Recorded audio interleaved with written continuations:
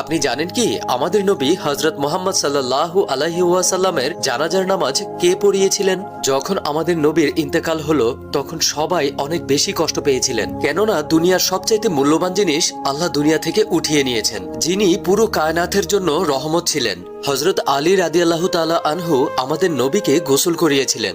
গোসল করানোর পর রাসূল সাল্লাল্লাহু আলাইহি ওয়াসাল্লামকে কাফনের কাপড় পরানো হয়, কিন্তু কোনো জানাজার নামাজ হয়নি, কেননা জানাজার নামাজ দোয়ায়ে মাগফিরাতের জন্য হয়। আমাদের নবী আর দুনিয়ার সব নবীরাই গুনাহমুক্ত ছিলেন, যার কারণে আমাদের নবী হযরত মুহাম্মদ সাল্লাল্লাহু আলাইহি ওয়াসাল্লামের জানাজার নামাজ পড়ানো হয়নি।